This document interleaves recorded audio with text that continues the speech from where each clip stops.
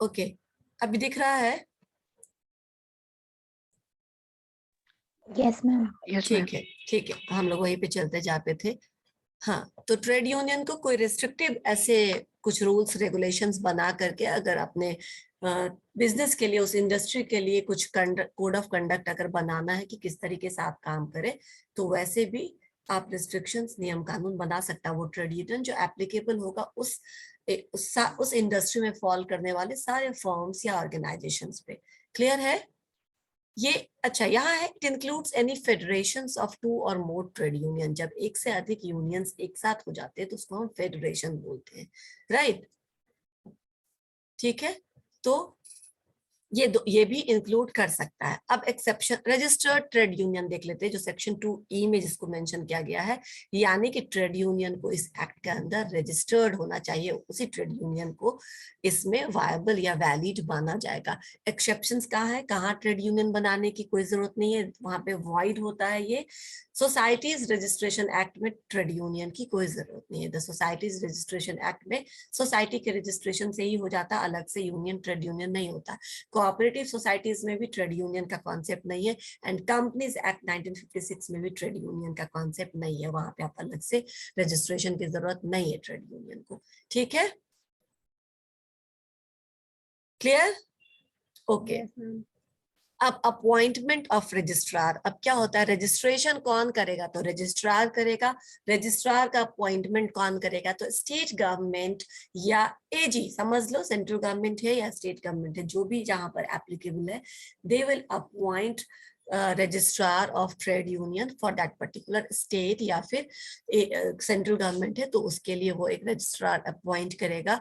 वो हो सकता है अगर स्टेट गवर्नमेंट को लगे, एजी को लगे कि हमको एक से अधिक रजिस्ट्रार को अपॉइंटमेंट करने की जरूरत है, तो वो एडिशनल या डिप्टी रजिस्ट्रार को भी अपॉइंट कर सकता है। और डिप्टी एंड एडिशनल रजिस्ट्रार के भी पावर्स, ऑथोरिटीज बिल्कुल वैसे ही होते हैं जो रजिस्ट्रार के होते हैं। इन एब्सेंस ऑफ रजिस्ट्रार वो वही काम करता है जो नॉर्मली रजिस्ट्रार का के द्वारा किया जाता है, राइट? तो अपॉइंटमेंट ऑफ रजिस्ट्रार कैसे होता है? बाय स्टेट गवर्नमेंट और बाय एजी, और उसके जो पावर है, उसकी जो अथॉरिटी है, उसके लोकल लिमिट को भी स्टेट गवर्नमेंट पहले ही डिफाइन करता है कि आप कौन से जुरिस्डिक्शन के लिए कितना आपका पावर है और किस तरीके से आप अपने पावर को डिस्चार्ज कर सकते हैं, यानी परफॉर्म कर सकते हैं, यूज कर सकते हैं। यहाँ तक कोई प्रॉब्लम नहीं। Registration of trade union, registration of trade union, देखो दो चीजें याद रखना। एक तो होता है कि अगर किसी ऑर्गेनाइजेशन में सपोज करो कि 1200 एम्प्लॉय है, तो रजिस्ट्रेशन कैसे होगा? उसमें मेंबरशिप कितना होना चाहिए? तो या तो 1/10 of the total number of the working employees, ठीक है, उस ऑर्गेनाइजेशन में, या फिर एटलीस्ट 100। तो 1200 का 1/10 क्या हो जाएगा? जल्दी 120। 120, या तो 120 लोग कंसेंट दे, मेंबर बनने के लिए तैयार हो जाए, या कम से कम 100 लोग, जो भी कम है। तो इस केस में क्या होगा? At least 100, right? अगर 1/10 अगर 90 होता है तो 90 से काम चलेगा, और अगर 1/10 120 हो रहा है तो फिर 100 से काम चलेगा। दोनों में से जो सबसे कम है उतना मेंबरशिप होना चाहिए रजिस्टर्ड ट्रेड यूनियन में। क्लियर हुआ खुशी? Yes ma'am. ठीक है, तो वो मेंबरशिप के लिए जरूरी है, ठीक है ना? उतने मेंबर्स होंगे तभी वो यूनियन रजिस्टर्ड यूनियन हो पाएगा। लेकिन एप्लीकेशन देने के लिए कितने लोग होने चाहिए? कम से कम 7 लोग, ठीक है ना? अभी इसमें कंफ्यूज मत होना। Members for registered trade union should be 1/10 of the employees और 100 of that particular organisation, at least, दोनों में से जो कम है। लेकिन एप्लीकेशन फॉर रजिस्ट्रेशन कैसे जाएगा? तो कम से कम 7 लोग, एनी 7 और मोर मेंबर्स, कम से कम 7 या फिर उससे अधिक लोग क्या करेंगे? सब्सक्राइब करेंगे उस ट्रेड यूनियन को, उसके रूल्स एंड रेगुलेशंस को फॉलो करेंगे, और जो प्रोविजंस है उस पर साइन करके रजिस्ट्रार को एक एप्लीकेशन देंगे कि we wanted our union to be registered. समझ में आया? वो एप्लीकेशन लेकर के जाएंगे। रजिस्ट्रार के पास कि हमारे यूनियन को मान्यता दे दीजिए, रजिस्टर्ड कर दीजिए। अगर आपने एप्लीकेशन दे दिया, 7 लोगों ने मिलकर के रजिस्ट्रार के पास एक एप्लीकेशन दिया और 7 लोगों का सिग्नेचर उस पे है, एड्रेस वगैरह, नाम वगैरह सब लिखा हुआ है, ठीक है, और आपने एप्लीकेशन दे दिया। अब क्या हुआ, लेकिन एप्लीकेशन देने के बाद और रजिस्ट्रेशन से पहले अगर कुछ लोग ने क्या किया, कंपनी बदल लिया, ऑर्गेनाइजेशन छोड़ दिया या अपना नाम वापस ले लिया, तो क्या होगा, आपको रजिस्ट्रेशन नहीं मिलेगा? नहीं, ऐसा नहीं होता है, ठीक है। जब तक, अगर 7 लोग हैं तो जब तक 4, अगर 7 का एग्जांपल लेते हैं, लिस्ट अगर 10 है तो जब तक 6 या 6 से अधिक लोग रहेंगे, मतलब अगर मोर देन 50% एप्लीकेंट हैं तो वो यूनियन रजिस्ट्रार क्या करेगा, आपके एप्लीकेशन को वैलिड मानेगा और तब तक उसको क्या कर सकता है, रजिस्टर कर देगा आपकी यूनियन को। लेकिन जिस दिन एप्लीकेंट का नंबर अगर रजिस्ट्रेशन से पहले 50% के नीचे चला आया, मतलब अगर 7 लोग हैं तो कहाँ 3 पे आ गया, 50% से नीचे आ गया ना, समझ में आया? Yes, Yes, ma'am. ma'am. तो Yes, क्या होगा, ma'am. तब वो उसको रजिस्टर नहीं करेगा। यानी कि नंबर ऑफ एप्लीकेंट कम हो सकते हैं लेकिन कम होने से कोई फर्क नहीं पड़ता है, फिर भी वो रजिस्टर किया जा सकता है, लेकिन वो 50% से कम नहीं होना चाहिए। यानी जितना रिक्वायर्ड है, जैसे 7, एटलीस्ट 7 अगर रिक्वायर्ड है तो कम से कम 7 का आधा लोग तो होना चाहिए। तो अब 3.5 तो होगा नहीं, राइट, तो कम से कम 4 या 3 होना चाहिए। समझ में आया? Yes, ma'am. ठीक है, समझ ही लो, क्योंकि बहुत ज्यादा पढ़ने की जरूरत नहीं है। आप समझ लीजिए कब वो सीज हो जाता है, अगर 3 से 3 हो गया या 3 के नीचे आ गया तो फिर वो उसको रजिस्टर नहीं करेगा। ठीक है, अब application of registration to registrar, कैसे आप एप्लीकेशन दोगे, उसका फॉर्मेट क्या है? तो पहले क्या करेंगे, रजिस्ट्रार को एप्लीकेशन देने के लिए एप्लीकेशन के साथ copy of rules and regulation, जो आपने अपने ट्रेड यूनियन के लिए रूल्स एंड रेगुलेशन कुछ तो सेट, जैसे स्टैंडिंग ऑर्डर याद आ रहा है, स्टैंडिंग ऑर्डर देते थे बना करके सर्टिफाइंग अथॉरिटी को साइन करने के लिए डिस्प्यूट एक्ट में, या फिर बहुत कुछ जो जाता था सर्टिफाइंग ऑफिसर के पास और वो देता था कि ठीक है ये आपका कोड ऑफ कंडक्ट है, ये आपका स्टैंडिंग ऑर्डर है। ये rule and regulation employer employees आपस में बनाते थे और बस उसको सर्टिफाइंग अथॉरिटी से क्या कराते थे, साइन करा लेते थे, और उस दिन से वो बाइंडिंग हो जाता था दोनों पार्टी के लिए। सिमिलरली रूल्स एंड रेगुलेशंस बनाएंगे, यहाँ हमारा ये नियम है, ये कानून है। उसके बाद क्या करेंगे, आप एप्लीकेशन लिखेंगे, एप्लीकेशन में एक रूल एंड रेगुलेशन की कॉपी लगाएंगे, और क्या लगाएंगे, नाम, कौन आदमी उसमें क्या कर रहा है, एप्लीकेंट्स का क्या क्या काम है, occupations and addresses of the members, ठीक है ना। ये चीज उसमें इंफॉर्मेशन आपको फर्निश करेगा, सारे मेंबर्स जो है, एप्लीकेंट्स जो है, उनका नाम, ऑक्यूपेशन और एड्रेस देना पड़ेगा। फिर आपका ट्रेड यूनियन का हेड ऑफिस का एड्रेस, हर ट्रेड यूनियन का एक हेड ऑफिस होता है, उसका हेड ऑफिस का एड्रेस देना पड़ेगा, और title, name, age, address and occupations of the officers of the trade union. यानी कि सारे मेंबर, जो मैंने आपको बताया ना कि किसी ऑर्गेनाइजेशन में अगर 100-1200 लोग है तो 120 लोग या 100 लोग उसके मेंबर होने चाहिए। जरूरी नहीं 100 के 100 आदमी ऑफिस बेयरर हो या एग्जीक्यूटिव्स हो, ट्रेड यूनियन का सब मेंबर हो सकते हैं। बस 5 लोग हैं जो पूरा ऑफिस का काम देख रहे हैं, मैनेजमेंट का काम देख रहे हैं, और उसको एग्जीक्यूटिव्स बोले।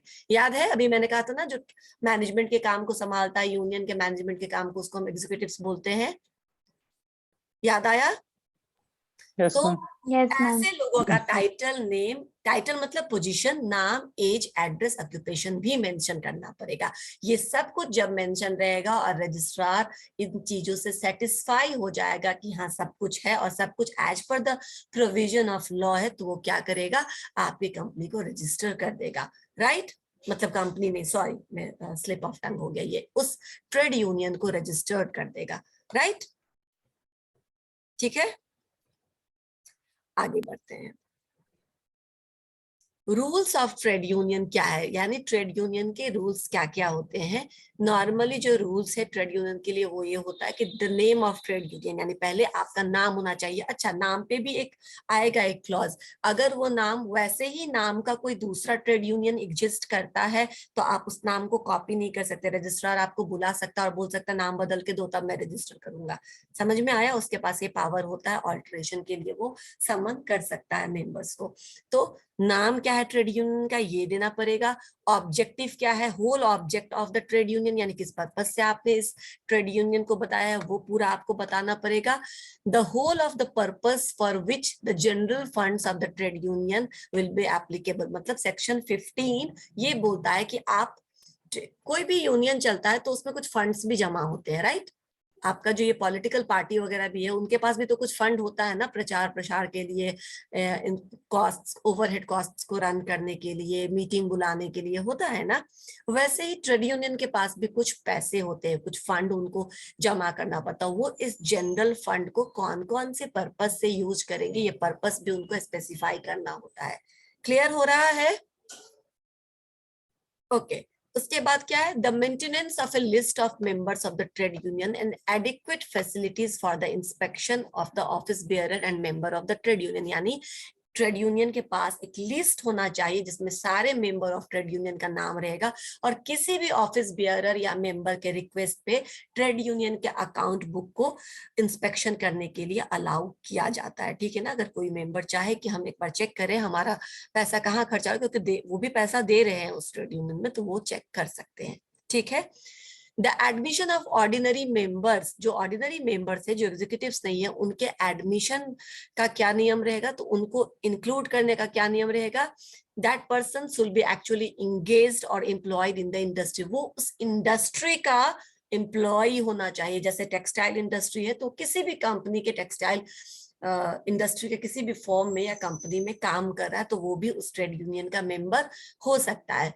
कभी कभी उस यूनियन का मेंबर हम ऑनररी या टेम्पररी, ऑनररी मतलब कभी कभी कुछ लोग ऐसे भी होते हैं जो बिना वेतन के काम करते हैं, राइट? ऑनररियम उसको बोला जाता है। तो जो ऐसे लोग हैं जो अवैतनिक जो पोजीशंस है, वैसे लोगों को भी आप मेंबर बना सकते हैं ट्रेड यूनियन का। या जो टेम्पररी काम कर रहे हैं, परमानेंट एम्प्लॉय नहीं है, कैजुअल है और टेम्पररी काम करे, तो वो भी उसमें हो सकता है। उसका क्या नियम है ये भी आपको डिटेल में लिख करके देना पड़ेगा।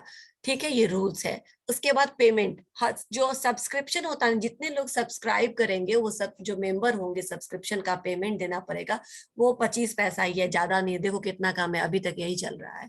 ठीक है? उस जमाने में बनाया गया था और 1926 में 25 पैसे की कुछ वैल्यू होती थी।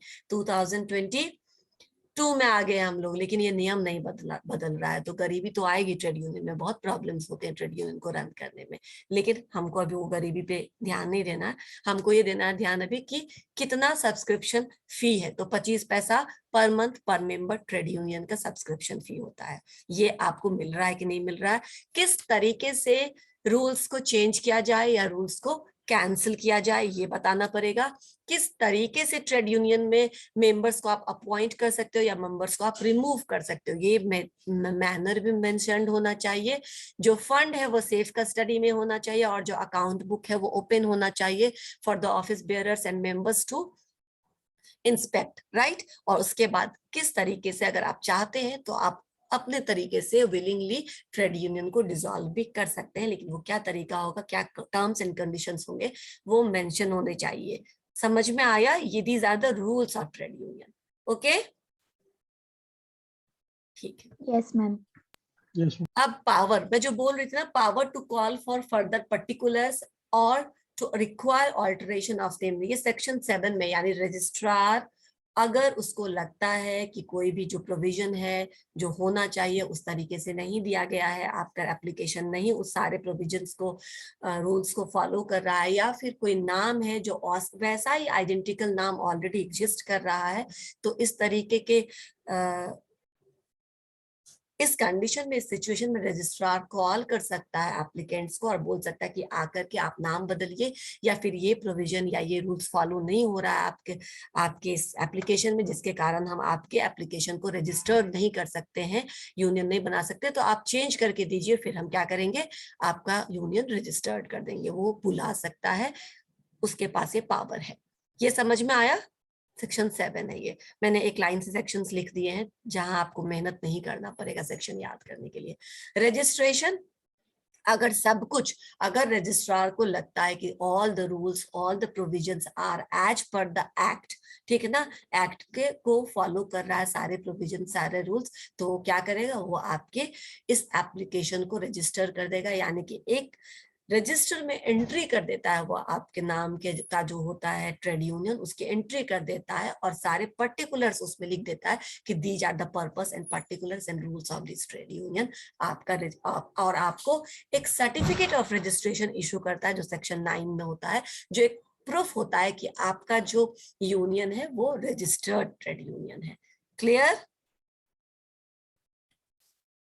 कुछ मुश्किल यस नहीं है। मैम। ठीक है, अब जो इम्पोर्टेंट है, rules of register union important था। कैरेक्टरिस्टिक्स क्या होता है, जैसे कंपनी में आपको मालूम है ना कंपनी का क्या कैरेक्टरिस्टिक्स होता है, एक प्राइवेट कंपनी का, वही इसमें भी है। यानी कि जो ये बॉडी है ये लीगल एंटिटी है। ये जो ट्रेड यूनियन होता है, registered trade union is legal entity. मुझे बिल्कुल बताने की जरूरत नहीं है कि लीगल एंटिटी का क्या मतलब होता है। उसके अपने नाम पे आप उसको स्यू कर सकते हैं या वो अपने नाम से किसी और को स्यू कर सकता है। क्लियर है? उसके पास अपना कॉमन सील होता है। Both movable and immovable properties वो अक्वायर कर सकता है अपने नाम से, और उसके पास पावर टू कॉन्ट्रैक्ट होता है, राइट, क्योंकि वो लीगल एंटिटी है। क्लियर है? इसमें कुछ बताने की जरूरत नहीं है, तो तुम लोग को ऐसे ही रटा हुआ है। आगे चलते हैं। कैंसिलेशन, कैसे कैसे कैंसिल किया जा सकता है। एक रजिस्टर्ड ट्रेड यूनियन को भी आप कैंसिल कर सकते हैं। How come? अगर रजिस्टर्ड ट्रेड यूनियन के मेंबर्स ने खुद एप्लीकेशन दे दिया कि भैया आप हमको डिसॉल्व करना है, नहीं रखना ये ट्रेड यूनियन, हम कोई दूसरा ट्रेड यूनियन बनाना चाहते हैं, इसको क्या कर दो, कैंसिल कर दो। तो जब एप्लीकेंट्स खुद ही वेरीफाई करके एप्लीकेशन देते हैं रजिस्ट्रार को कि डिसॉल्व कर दीजिए, कैंसिल कर दीजिए, तो क्या करेगा, वो कैंसिल कर देगा आपके रजिस्ट्रेशन को। हो गया। दूसरा, अगर रजिस्ट्रार को लगेगा कि आपने जो रजिस्ट्रेशन लिया था वो गलत नाम या गलत गलत चीजों को दिखा करके लिया था, यानी फ्रॉड और मिस्टेक्स के बेसिस पर आपने रजिस्ट्रेशन करा लिया था अपने यूनियन का, तो फिर वो उसको कैंसिल कर देगा। तीसरा क्या होगा, trade union has cease to exist. अगर ट्रेड यूनियन अब है ही नहीं एग्जिस्टेंस में, ठीक है ना, वो ऑलरेडी वाइंड अप हो चुका है, या विलफुली क्या किया है, उसने किसी प्रोविजन को कॉन्ट्रावीन किया, उसके अगेंस्ट गए हैं, किसी ट्रेड यूनियन एक्ट का जो पॉलिसीज है, जो प्रोविजन है, उसके अगेंस्ट जानबूझकर कोई काम किया है, तो क्या हो जाएगा, कैंसिल हो जाएगा उसका registration. And lastly, if the registrar is satisfied that the registered trade union ceases to have requisite number of members, यानी कि 100 लोग थे तब तो हमने इसको रजिस्ट्रेशन दिया था, लेकिन इसके 20 लोगों ने इस्तीफा दे दिया, यानी 80 लोग हो गया, अब ये रजिस्टर्ड यूनियन नहीं हो सकता है। जब उनको पता चलेगा तो वो क्या करेंगे, कैंसिल कर देंगे। नहीं तो वो पहले आपको टाइम देंगे, भाई 20-25 लोग कम हो गए, ये 20-25 लोग तुम इतने दिन में क्या करो, पूरा कर लो, ठीक है ना, वापस से 20-25 मेंबर ले आओ, तब तो ठीक है, नहीं तो हम कैंसिल कर देंगे तुम्हारा यूनियन। अगर उस पीरियड में भी और 25 लोग नहीं जुटा पाया वो यूनियन, तो उसका क्या हो जाएगा, कैंसिल हो जाएगा उसका registration.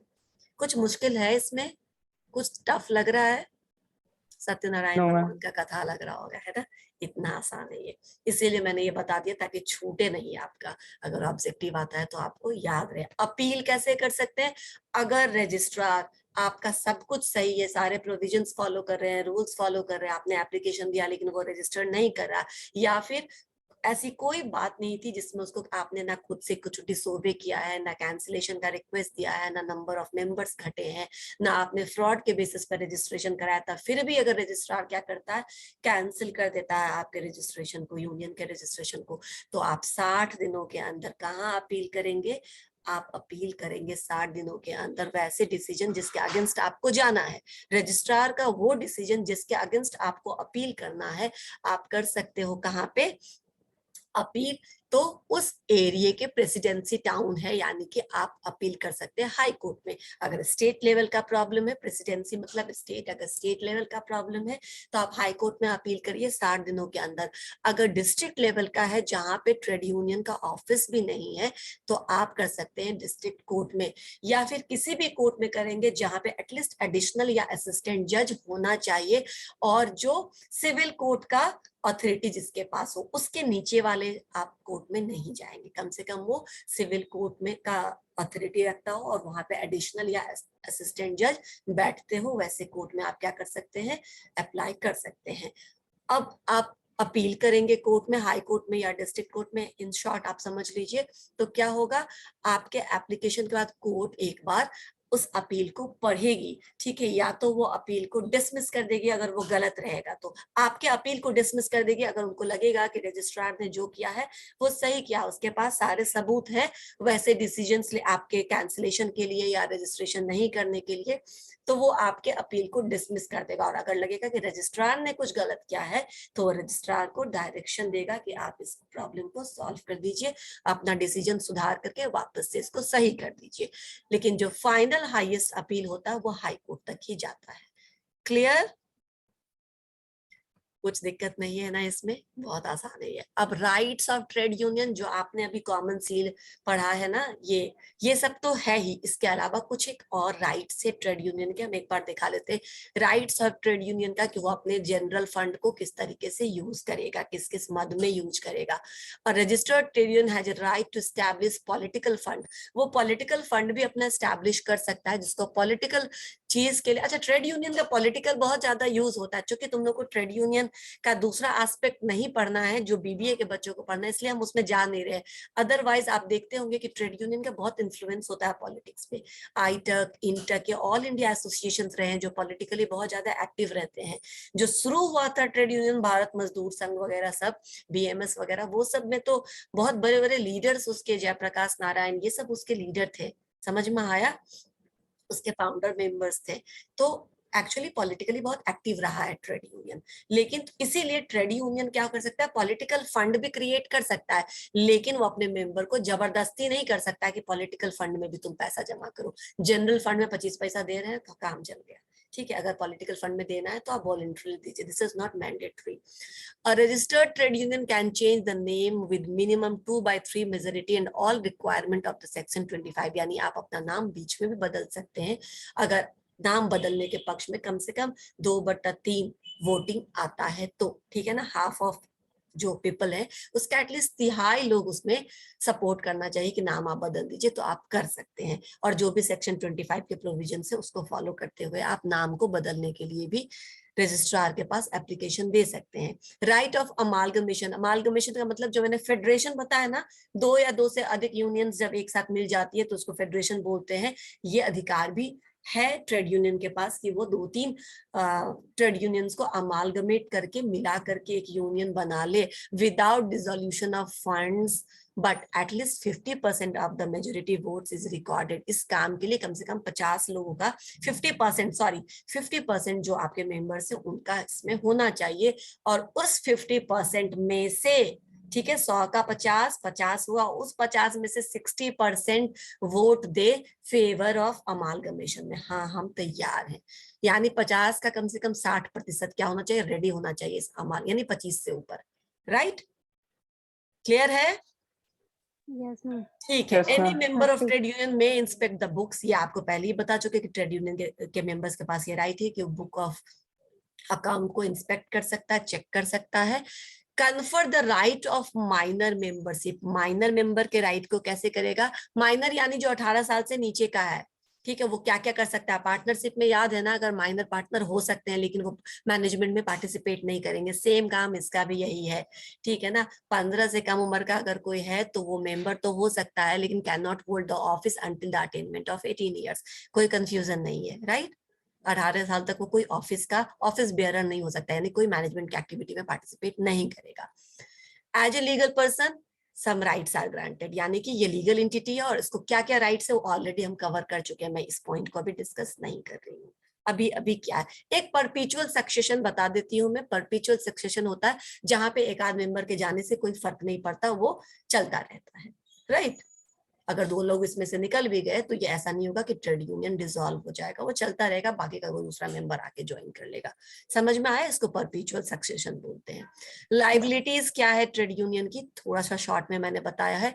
Restrictions to spend fund, यानी कि आप लोगों के पैसे को यहाँ वहां खर्चा नहीं कर सकते। देयर आर लिस्ट जो कि सेक्शन 15 में मेंशन्ड है, आप उसी मद में उस पैसे को खर्चा कर सकते हैं, राइट। पॉलिटिकल एक्टिविटीज में अगर खर्चा करना है तो आप अलग से पॉलिटिकल फंड बनाइए, उसमें पैसे लीजिए और उस किसी भी मेंबर को आप फोर्स मत करिए पॉलिटिकल फंड में चंदा देने के लिए। समझ में आया? ये सब हम जान ही रहे हैं। Trade union must make available all records, हर एक इसकी लाइबिलिटी ऑलरेडी आपको मालूम है कि वो सारे बुक ऑफ अकाउंट को हर समय अवेलेबल रखेगा सारे मेंबर्स के लिए, कि वो आए और चेक कर ले, अपना देख ले कि उनका पैसा कहाँ खर्चा हो रहा है।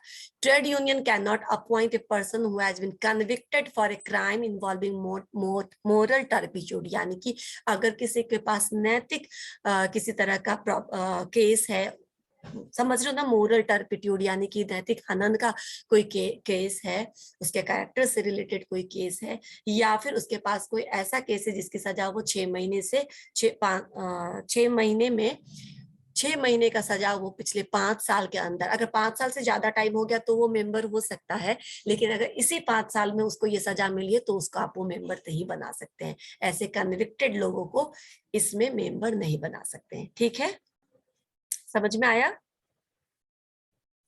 At Yes, least ma'am. Yes, ma'am. half Yes, of the ma'am. office bearer of union must be engaged। क्या है, जो ट्रेड यूनियन के मेंबर्स, उसमें कम से कम 50% जो लोग हैं वो उस इंडस्ट्री के काम में एम्प्लॉयड होने चाहिए या इंगेज होने चाहिए। ऑनररी भी हो सकते हैं, टेम्पररी भी हो सकते हैं, बाहर के भी हो सकते हैं, लेकिन 50% लोग ऐसे हैं जो उसी तरह के इंडस्ट्री के एक्टिविटी में इन्वॉल्व हो। उस कंपनी में नहीं हो कोई बात नहीं, लेकिन वो टेक्सटाइल इंडस्ट्री का कोई एम्प्लॉय या इंगेज होना चाहिए उसके एक्टिविटी में। समझ में आया? रेमंड का भी जरूरी नहीं सारे एम्प्लॉय रेमंड के ही हो, किसी दूसरे के भी हो, एस कुमार के भी हो सकते हैं, लेकिन टेक्सटाइल इंडस्ट्री के में उसी सेम इंडस्ट्री में एम्प्लॉय हैं या इंगेज हैं उनके एक्टिविटी में, वही मेंबर हो सकते हैं। ठीक है, कम से कम 50% ऐसा मेंबरशिप होना चाहिए। General statement audit report in prescribed manner all income expenses and assets and liabilities existing on such 31st of December must be sent to the registrar। यानी रजिस्ट्रार के पास आपको किसी भी तरीके का अल्टरेशन हुआ है, जो भी आपका इनकम बैलेंस शीट का स्टेटमेंट है, जो असेट्स लाइबिलिटीज का स्टेटस है, वो 31 दिसंबर को पहुंच जाना चाहिए रजिस्ट्रार के पास। ठीक है, समझ में आ गया? The trade union has to send notice to registrar in case of every change। जो मैंने बताया, किसी भी तरीके का चेंज होता है, आप किसी और कंपनी के साथ, किसी और ट्रेड यूनियन के साथ अमालगमेट करते हैं, मिलते हैं, या अपना ऑफिस का एड्रेस चेंज करते हैं, या डिसोल्यूशन करते हैं, कुछ भी करते हैं, तो ये जो ऑल्टरेशन का नोटिस है वो रजिस्ट्रार को भेज दीजिए 15 दिन के अंदर। समझ में आया? मैंने ये 15 दिन नहीं लिखा होगा, लेकिन माइंड इट, 15 दिन के अंदर ऑल्टरेशन का नोटिस 15 दिन के अंदर चला जाना चाहिए। क्लियर? खत्म हो गया ट्रेड यूनियन एक्ट। बहुत छोटा था ना, और मैंने इसको बहुत सिंपल भी रखा है, ये खत्म हो गया। एक और बता दूं, मान लीजिए आप रजिस्ट्रेशन, कभी कभी क्या होता है, ट्रेड यूनियन होता है लेकिन रजिस्टर्ड नहीं होता है, तो अगर एक रजिस्ट्रेशन के लिए बता देती हूँ ये बात, अगर 1 साल से अधिक से वो फिजिकली एग्जिस्टेंस में है बट रजिस्टर्ड नहीं हुआ है, तो कुछ ना कुछ फंड तो होगा उसके पास, कुछ ना कुछ उसकी लाइबिलिटी और असेट लाइबिलिटी का आपके पास रिकॉर्ड होगा। तो अगर साल भर से वो यूनियन है, लेकिन आपने अब रजिस्ट्रेशन के लिए एप्लीकेशन दिया है, तो आप उस एप्लीकेशन के साथ जो बताया था ना कि क्या क्या कॉपी देना चाहिए, उसके साथ एक कॉपी ये भी दीजिए जो बैलेंस शीट का स्टेटस है, लाइबिलिटी एंड असेट्स का एक कॉपी दे दीजिए, अगर 1 साल से वो ऑलरेडी एग्जिस्टेंस में है तो। ठीक है, और कोई डाउट? नहीं हो गया ना? चलो ठीक है, अब आपको मैंने ये नोट्स भेज दिया है, पढ़ लीजिए, आपका ये सारा खत्म हो गया। एक पेटेंट एक्ट बचता है, उसको भी बहुत शॉर्ट में कवर करेंगे हम लोग नेक्स्ट क्लास में, और उसके बाद I wish you all the best. आप लोग सब अच्छा करिए एग्जाम में और अच्छे से तैयारी करिए, जो हो गया उस पर ज्यादा फोकस करो, जो नहीं हुआ है उसको, जो इम्पोर्टेंट है उसको आप खुद से भी कवर अप करने की कोशिश करिए, हो जाएगा।